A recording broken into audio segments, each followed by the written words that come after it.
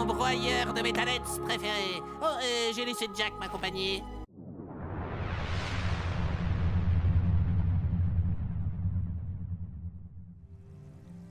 Et yo tout le monde, c'est San. Aujourd'hui on se retrouve pour la suite de notre walkthrough de Jack de Hors-la-Loi sur PlayStation 3. Alors, on avait terminé la mission du tombeau de Mars dans la dernière partie. Nos amis s'étaient fait capturer, on n'a pas plus d'informations que ça. Donc ce qu'on va devoir faire, c'est retourner chez Thorn, c'est la seule personne disponible pour le moment sur la carte. Donc on va devoir retourner chez lui. Pour essayer d'avoir quelques explications sur ce qui s'est passé, etc. Parce que nous, on n'a pas plus d'informations que ça. Hein. C'est vraiment les personnes qui gravitent autour de nous, à savoir Thorn, Crow, etc., qui peuvent nous éclairer. Et là, en l'occurrence, vous allez voir, c'est plutôt Thorn qui va avoir des informations très importantes à nous donner. C'est pas très... Bon, il va pas être fier de ce qu'il a fait, Thorn, vous allez voir. Vous allez comprendre ce qu'il a fait très bientôt. Donc on était, le tombeau de Mars se situe devant le palais, donc c'est-à-dire autour de l'espèce de rond-point là, qui est un petit peu le centre le centre des croisements de la zone portuaire, de la zone industrielle, du marché, etc. De beaucoup de choses. Donc ça se situait là, donc on a juste traversé le marché, la zone industrielle pour retourner au début du ghetto, donc là où se cache Thorn. Hein. Il n'a toujours pas changé d'endroit, il se cache toujours dans l'espèce de planque qui se situe juste derrière ce petit mur. Donc on va aller chez lui, comprendre pourquoi est-ce que nos amis se sont fait capturer. Je vais vous laisser la cinématique. Comment le baron a su qu'on était sur le point de s'emparer de la pierre? C'est de ma faute. Le baron menaçait de tuer Aisling, sa propre fille. Je ne pouvais pas prendre ce risque, même pour les souterrains. Ok, bien vu. Maintenant que Praxis détient la pierre des précurseurs, il peut faire tout ce qu'il veut. Il reste un moyen de faire revenir nos amis, et peut-être même la pierre des précurseurs. Je vais chercher Vin. Allez à la forteresse, on vous appellera. Pourquoi est-ce qu'on vous ferait confiance? Parce que vous savez comme moi que le baron aurait tué Aisling. Ça va barder à la forteresse. C'est du suicide. Contentez-vous d'ouvrir cette porte. J'y serai. Donc voilà, on comprend pourquoi est-ce que tous nos amis se sont fait capturer. Tout simplement puisque en fait Thorn a merdé, il a balancé l'information qu'on était allé chercher la pierre des précurseurs pour sauver Aisling tout simplement, puisque le baron menaçait de la tuer. Étant donné que le baron est le père d'Aisling et que c'est quand même un salaud, il aurait clairement pas hésité à la tuer. Et on se doute évidemment qu'il y a des relations un petit peu poussées entre Aisling et Thorn. Donc Thorn ne pouvait pas laisser tomber Aisling, ne pouvait pas la laisser mourir comme ça. Donc il a balancé l'info comme quoi on était allé chercher la pierre. Et donc nos amis se retrouvent enfermés dans la forteresse. Donc on doit y retourner. La forteresse, pour vous rappeler, c'est le premier endroit où on est allé dans tout le jeu. C'est là où on était enfermé au tout début du jeu. Donc c'est assez marrant d'y retourner. Seulement bon, on n'y retourne pas tellement dans les mêmes conditions. À savoir qu'on a un nouveau type de grenagarde, les espèces de grenagardes jaunes, qui sont pas différents des rouges. Le seul truc c'est qu'il y en a des nouveaux, c'est tout. Et moi j'ai pas trouvé de différence principale, ils meurent toujours en 2 coups de shotgun. Enfin c'est... Je sais pas, il n'y a pas plus de différence que ça entre ces deux types de grenagardes, si ce n'est que maintenant on a un nouveau type de grenagarde qu'on croisera en ville aussi. Je sais même pas, peut-être au niveau des armes, peut-être qu'ils ont des armes différentes, j'en ai aucune idée. Moi j'ai pas trouvé de différence principale, c'est juste que bon, vu qu'on est un petit peu en état d'urgence, etc. À Abbeville, le baron s'est dit que c'était nécessaire de déployer une nouvelle unité de grenagarde. Donc maintenant on a les grenagardes jaunes qui patrouillent dans la ville. Vous avez peut-être pu en voir un, j'en ai renversé un juste avant d'arriver dans la forteresse. Bon, l'alarme s'est pas déclenchée parce que j'avais déjà lâché le zoomer au moment où le zoomer l'a renversé. Donc voilà, c'est juste pour vous dire que maintenant on a un nouveau type de grenagarde en ville. Ils sont pas plus méchants, ils font pas plus de dégâts, c'est juste que voilà, ça varie un petit peu et c'est bien aussi de ne pas toujours avoir le même type d'ennemi. Alors ici petite énigme, une fois qu'on a réussi à tuer tout le monde, petit conseil c'est de rusher le fond de la salle puisque c'est de là qu'ils arrivent et si vous arrivez au fond de la salle, vous n'avez plus aucun ennemi qui va popper. Donc une fois que vous êtes arrivé au fond de la salle, faut revenir activer les 5 interrupteurs. pour pouvoir ouvrir l'espèce de porte électrique là, pour pouvoir continuer ici. Alors là on a une petite plateforme foireuse, si on touche un laser évidemment le canon se met à nous tirer dessus. Et la plateforme est très foireuse puisque, pardon désolé, on doit sauter sur les centres des canons. C'est très petit, on a le plafond qui est pas loin, etc. C'est vraiment pas très simple. Cette plateforme, à savoir que si dans cette mission, si vous mourrez, vous revenez tout au début de la mission. Sinon c'est pas drôle, évidemment. Donc là on a deux nouveaux canons. Alors faut grinder sur la barre en métal qui est au milieu, évidemment quand les canons visent les côtés. Sinon vous vous faites toucher et vous êtes un peu marron. On va continuer par là.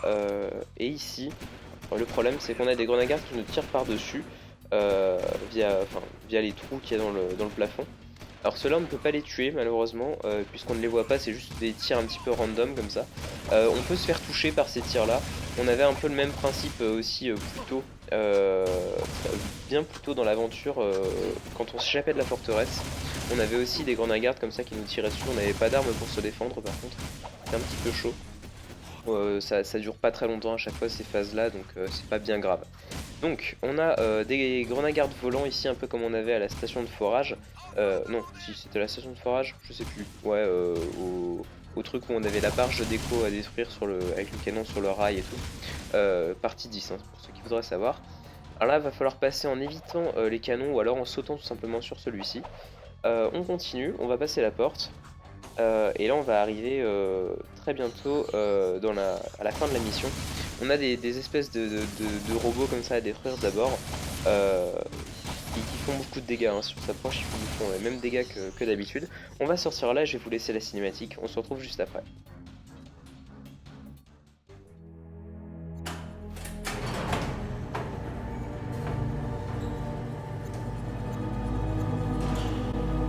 Salut poupée, c'est moi, ton broyeur de métallettes préféré. Oh, j'ai laissé Jack m'accompagner. Oh, mon petit héros. Samos, ça va?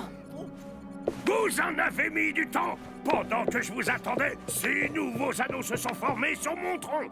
Ça alors, qu'est-ce qui vous est arrivé, Jack? Attendez une minute, vous êtes vous? Enfin, l'autre vous, je veux dire, vous savez bien. Eh oui, apparemment j'ai un vieux jumeau. Par tous les pissenlits, comment ai-je pu devenir ce vieux rondin excentrique?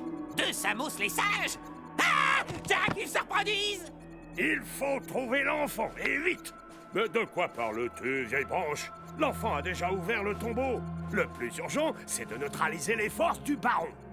Oh, du calme, hein, petit bourgeon. Si tu avais la moitié de ma sagesse, tu saurais que le plus important pour le moment, c'est de trouver l'enfant. Écoute, vieille branche desséchée, c'est moi qui décide, et j'ai dit qu'on s'attaquait aux forces du baron. C'est pas bientôt fini, vous deux? Vin est en train d'activer le téléporteur. Allons-nous-en d'ici.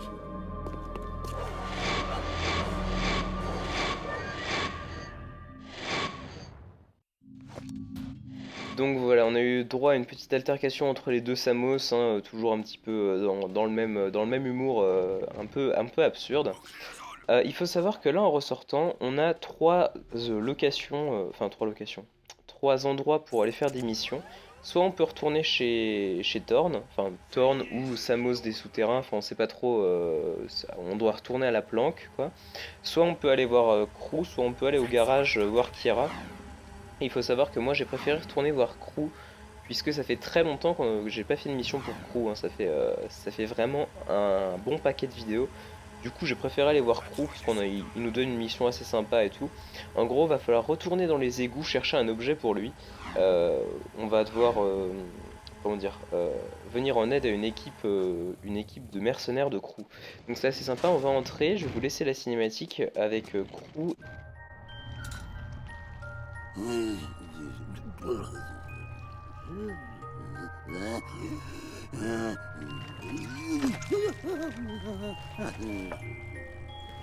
Bon, vous semblez réglo, les gars.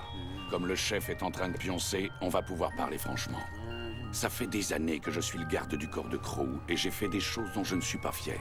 Mais cette fois, je crois bien qu'il manigance quelque chose de vraiment terrible. Je pense abandonner. Ah, Sig commence à nous apprécier, Jack. Dans mes bras, mon gaillard. Claquez-vous Asphalt. Tais-toi! Je crois que Crew essaie de... Chut, il se réveille. Calmos. Je vais me charger de lui. Salut, mon gros. Qu'est-ce que ça fait de se retrouver en haut de la chaîne alimentaire? Il fait beau là-haut. Ouh, maître Crew, vous avez fait de l'exercice. Vous avez l'air en pleine forme. En grosse forme. Et ses jambes. Oh, elles sont si athlétiques. Vous avez travaillé. J'ai besoin de vous pour conduire 3 de mes hommes dans les égouts. Ils doivent revoir cette statue. J'ai entendu dire que la tête de mare renfermerait un autre secret. Je veux que vous vérifiez si c'est vrai, hein? Surtout, assurez-vous que mes 3 hommes parviennent à la statue. Ils s'occuperont du reste. Donc voilà, on est parti donc pour aller dans les égouts et aider 3 amis, enfin 3 collègues, 3 sbires, on va dire, de crew. Ces 3 gars de son espèce d'équipe de contrebandiers là, qui ont été envoyés par Crew pour aller chercher le cœur de Mar, donc qui est l'objet, un objet qui se situe sur la statue de Mar dans les égouts. Alors je vous rappelle, la dernière fois qu'on était allé voir la statue de Mar dans les égouts, ça remonte à je ne sais quelle partie. On était justement allé chercher la clé rubis, qui est un objet qui nous permettait de faire je sais plus quoi. Bref, c'est un objet important qu'il fallait pour Crew, je crois. Oui, c'était pour Crew qu'il fallait la clé rubis. Je me souviens plus exactement pourquoi, peut-être parce que tout simplement ça brille et que c'est cher et que lui il le voulait. En tout cas, on est allé la chercher. C'était, on avait dû faire, c'était là où on avait dû jouer avec le niveau de l'eau dans les égouts, faire baisser, etc. pour atteindre la statue. C'était il y a, je sais plus combien, 6, non peut-être pas 6 parties, mais 5 parties, je crois, quelque chose comme ça. Donc les égouts, ça se situe toujours dans cette place-là, hein, dans l'espèce de petite descente qu'on a ici. C'était une des premières missions pour Crew d'ailleurs qu'on avait à faire, aller dans les égouts pour détruire des tourelles des vulcano... non, je sais plus comment ils appellent ça. Des tourelles de protection du baron. Donc on va descendre, et là on va découvrir nos 3...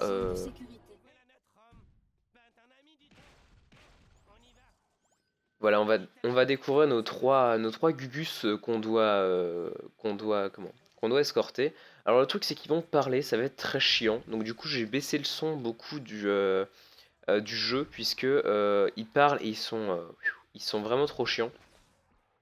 Du coup ils sont marrants à écouter, hein. C'est un peu stupide ce qu'ils disent. Mais du coup moi j'ai quasi coupé le son du jeu, parce que sinon ils gueulent toutes les 2 secondes. C'est un petit peu relou. Du coup ma voix est plus importante que ce qu'ils vont dire, entre guillemets. Alors là on arrive dans une première grande salle où ils sont les 3, à savoir qu'il faut les protéger. Ils ont 3 barres de vie qu'on voit en haut à gauche. Si elles tombent à 0, on perd la mission. Pour un des 3 évidemment, hein, faut pas attendre que les 3 meurent. S'il y en a un des 3 qui tombe à 0, on perd la mission. Faut savoir qu'ils perdent pas tant de vie que ça. Par contre, dès qu'ils sont un petit peu enchaînés, leur barre de vie commence à descendre assez dangereusement. Donc faut faire gaffe, il faut aussi gérer la nôtre, parce que je vous rappelle qu'on a toujours notre barre avec nos 8 unités de vie là, et qu'elle descend toujours aussi rapidement. Alors, ils ont un passage à ouvrir ici. Il faut savoir qu'ils ont de la dynamite sur le dos, donc eux, ouvrir des passages comme ça leur pose aucun souci. Le seul truc, c'est quand ils vont péter un truc, vaut mieux s'écarter. Le safe spot ici, c'est de se mettre là où j'étais, c'est-à-dire qu'on a un mur, donc on ne peut pas se prendre de débris. Il faut savoir que si on se prend un débris qui vole comme ça, on meurt. Enfin, non, on meurt, non. On prend 2 cœurs de dégâts, ce qui est pas très très avantageux. Bon, on va quand même éviter, vaut mieux se reculer. Alors, ici, un petit piège, c'est-à-dire qu'on est plutôt attiré par le fait de tuer les métallettes qu'il y a tout au bout là-bas, au bout de la corniche. Le seul truc, c'est on se fait prendre à revers en fait par d'autres métallettes qui arrivent par derrière. Donc, faut faire un petit peu attention à ça. On va descendre ici, et j'ai pris un cran de dégâts, c'est nickel. Faut faire gaffe. Vaut mieux descendre plutôt par l'escalier ou un truc comme ça, enfin par la pente inclinée. C'est quand même plus safe que de tomber comme une chaussette comme j'ai fait. Alors, ils nous suivent, ils sont un petit peu lents à la détente, surtout que là il y en a 2 en fait qui vont avancer. Il y en a un qui est un peu à la traîne. Donc là le conseil c'est d'avancer pour essayer de défoncer ces 2 là, et très vite revenir en arrière, puisqu'en fait on en a d'autres qui vont arriver. Et faut faire gaffe parce que ils sont quand même costauds, les 3 mecs qu'on doit escorter. Par contre, c'est des grosses brêles pour se défendre, hein. C'est-à-dire qu'ils sont pas foutus de tirer sur 2 métallettes pour les tuer. C'est vraiment nous qui devons faire tout le boulot, quoi. Alors ici, il n'y a pas vraiment de technique pour passer. C'est savoir qu'il y a 3 métallettes qui tirent des lasers bleus comme ça. Faut juste avancer en fait en faisant des toupies. Le mieux c'est en sautant, puisque comme ça on passe au-dessus des lasers, on les touche quand même. Faut savoir qu'à partir de ce moment-là, je suis très très mal, puisqu'il me reste plus qu'un cran de vie, et que je vais devoir finir la mission comme ça. C'est extrêmement long. Donc on va monter ici grâce à l'overboard, non grâce au jetboard, pardon. Overboard c'est dans Retour vers le futur. On va détruire les caisses, récupérer des munitions, et là vous allez voir, on a une scène assez marrante. Vous entendez ça? Oh, je crois que j'ai pété. Alors je disais marrante, pas pour la vanne qu'il vient de faire, mais plutôt pour ce qui va nous attendre, à savoir qu'on a beaucoup de métallettes qui tombent du plafond. Alors vous pouvez voir là que je tire vraiment très rapidement, vous comprenez peut-être pas trop ce qui se passe. Il faut savoir que j'ai juste accéléré la scène, je l'ai mis en 130% de vitesse au lieu de 100 qui est la normale, tout simplement parce que c'est très long et que je vais juste faire le même schéma, c'est-à-dire que je vais avancer, tirer sur les métallettes, reculer, attendre qu'ils soient assez nombreux et refaire la même chose. Puisque j'ai plus beaucoup de vie, et ça c'est la technique la plus safe pour passer, en faisant gaffe bien sûr à ceux qui tombent. Là si je me fais toucher en fait je perdais la partie, donc c'est pour ça que je préférais la jouer safe, c'est très long, pour ça aussi que je l'ai accéléré. Donc on en a vraiment beaucoup des métallettes. Si vous êtes en Dark Jack, n'hésitez surtout pas à balancer une petite Dark Bomb en plein milieu, ça peut toujours faire du bien. Ça nettoie quand même pas mal la zone. Faites gaffe parce qu'après bien sûr ils reviennent, donc c'est pas très conseillé de le faire au tout début. Donc on va continuer à leur tirer dessus. Et le dernier c'est celui-là. Voilà, Allez, on a terminé. Et on va sortir de là, comme dit, avant le prochain arrivage. On va juste continuer par ce couloir-là. Et vous allez voir qu'au bout du couloir, en fait, on a la statue de Mars, tout simplement. Donc on va pouvoir terminer la mission là-dessus. Je vais vous laisser du coup la cinématique qui va suivre. Oh, la belle statue. Reculez, on est des pros. Ok les gars, réglons-lui son compte une fois pour toutes. Attendez, qui vous a dit de... Non!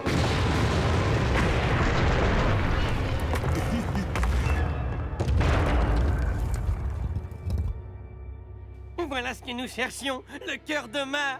Encore merci mec, on va le rapporter à Crew.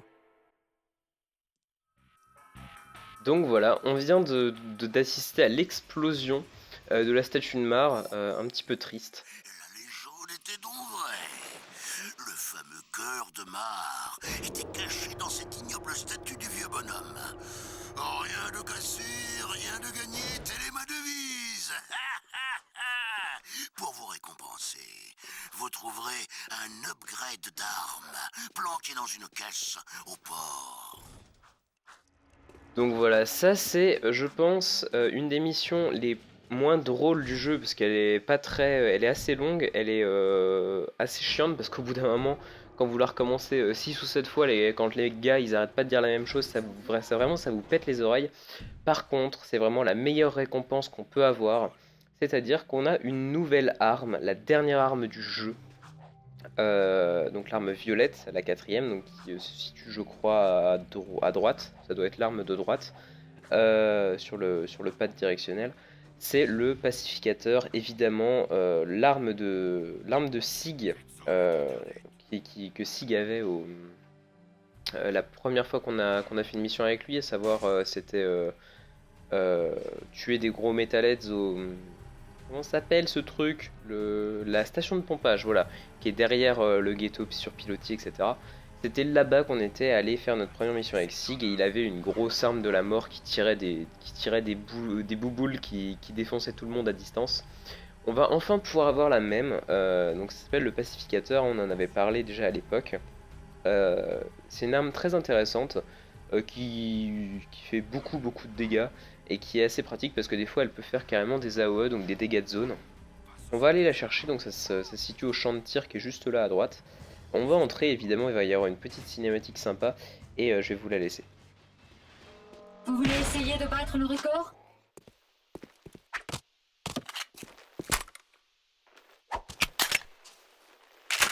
Trop cool! Notre propre pacificateur.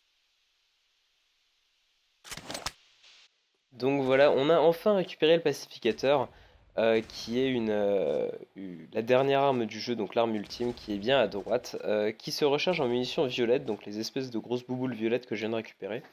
Et je vais pas la tester maintenant parce qu'on est en pleine ville quand même, ça se fait pas. Au passage, il y a la musique, de comme si on était poursuivi qui vient de se lancer, alors que je ne suis plus poursuivi, c'est un petit peu étrange, mais c'est pas grave. C'est les petits aléas du les petits aléas du record. Malheureusement, je pouvais rien faire contre ça. Donc, je vais m'arrêter devant chez Crew. Je sais pas pourquoi devant chez Crew, mais je m'arrête ici. C'est la fin de cette partie. Si vous l'avez aimé, n'hésitez surtout pas à laisser un petit pouce bleu, un commentaire. On se retrouve la semaine prochaine pour la suite du walkthrough de Jack 2 hors la loi. D'ici là, portez-vous bien. Allez, ciao tout le monde!